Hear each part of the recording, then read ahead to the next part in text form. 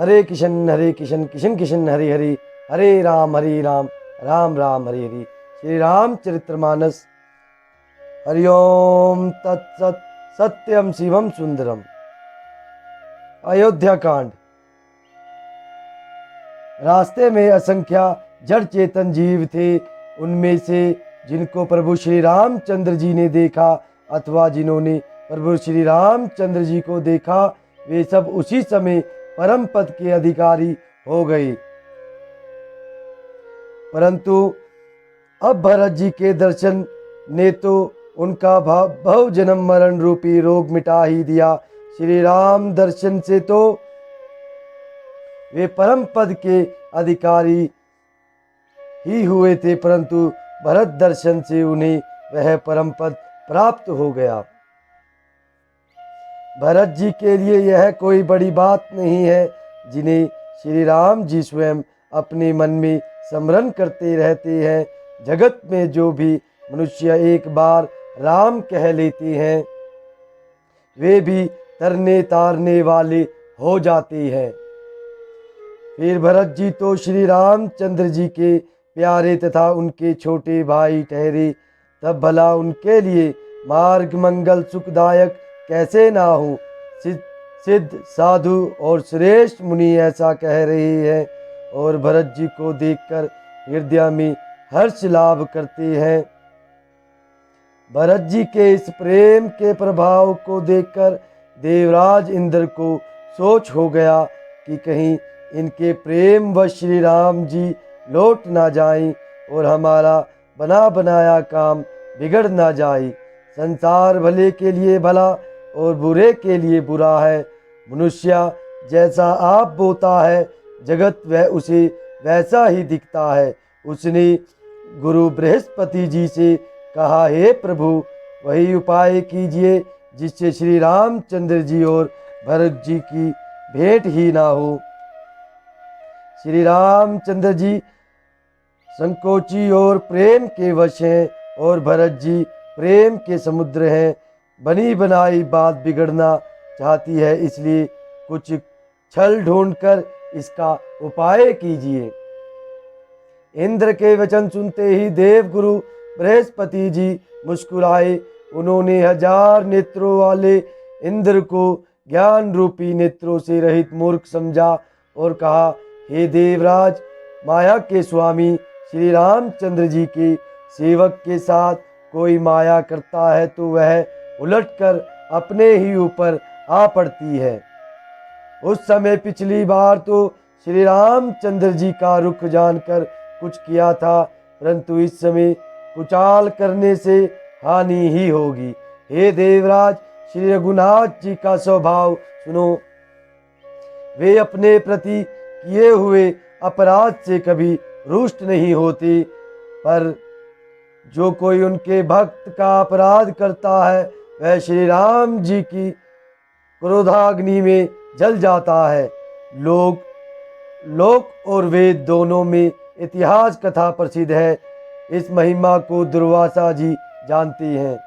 सारा जगत श्री राम को जपता है। वे श्री राम जी जिनको जपते हैं, उन भरत जी के समान श्री रामचंद्र जी का प्रेमी कौन होगा। हे देवराज, रघुकुल श्रेष्ठ श्री रामचंद्र जी के भक्त का काम बिगाड़ने की बात मन में भी ना लाइए। ऐसा करने से लोक में अपयश और परलोक में दुख होगा और शोक का सामान दिनों दिन बढ़ता ही चला जाएगा। हे देवराज, हमारा उपदेश सुनो। श्री राम जी को अपना सेवक परम प्रिय है। वे अपने सेवक की सेवा से सुख मानते हैं और सेवक के साथ वैर करने से बड़ा भारी वैर मानते हैं। यद्यपि वे सम है, उनमें ना राग है ना रोष है और ना ही वे किसी का पाप पुण्य और गुण दोष ही ग्रहण करते हैं। उन्होंने विश्व में कर्म को ही प्रदान कर रखा है। जो जैसा करता है वह वैसा ही फल भोगता है। तथापि वे भक्त और अभक्त के हृदय के अनुसार सम और विषम व्यवहार करते हैं। भक्त को प्रेम से गले लगा लेते हैं और अभक्त को मारकर तार देते हैं। गुण रहित, निर्लेप, मान रहित और सदा एक रस भगवान श्री राम भक्त के प्रेम वश ही सगुण हुए हैं। श्री राम जी सदा अपने सेवकों भक्तों की रुचि रखते आए हैं। वेद, पुराण, साधु और देवता इसके साक्षी हैं। ऐसा हृदय में जानकर कुटिलता छोड़ दो और भरत जी के चरणों में सुंदर प्रीति करो। हे देवराज इंद्र, श्री रामचंद्र जी के भक्त सदा दूसरों के हित में लगे रहते हैं। वे दूसरों के दुख से दुखी और दयालु होते हैं। फिर भरत जी को भक्तों के शिरोमणि हैं, उनसे बिल्कुल ना डरो। प्रभु श्री रामचंद्र जी सत्य प्रतिज्ञा और देवताओं का हित करने वाले हैं और भरत जी श्री राम जी की आज्ञा के अनुसार चलने वाले हैं। तुम व्यर्थ ही स्वार्थ के विशेष वश होकर व्याकुल हो रहे हो। इसमें भरत जी का कोई दोष नहीं है, तुम्हारा ही मोह है। देव गुरु बृहस्पति जी की श्रेष्ठ वाणी सुनकर इंद्र के मन में बड़ा आनंद हुआ। उनकी चिंता मिट गई। तब हर्षित होकर देवराज फूल बरसाकर भरत जी के स्वभाव की सराहना करने लगे। इस प्रकार भरत जी मार्ग में चले जा रहे हैं। उनकी प्रेममयी दशा देखकर मुनि और सिद्ध लोग भी सिहाते हैं। भरत जी जभी राम कहकर लंबी सांस लेते हैं, तभी मानो चारों ओर प्रेम पड़ता है। उनके प्रेम और दीनता से पूर्ण वचनों को सुनकर ब्रज और पत्थर भी पिघल जाते हैं। अयोध्या वासियों का प्रेम कहते नहीं बनता। बीच में निवास मुकाम करके भरत जी यमुना जी के तट पर आए। यमुना जी का जल देखकर उनके नेत्रों में जल भर आया।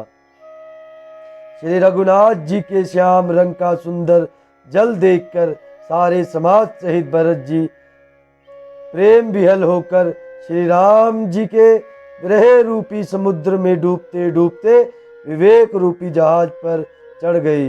अर्थात यमुना जी का श्याम वन जल देखकर सब लोग श्याम वन भगवान के प्रेम में विहल हो गए और उन्हें ना पाकर विरह व्यथा से पीड़ित हो गए।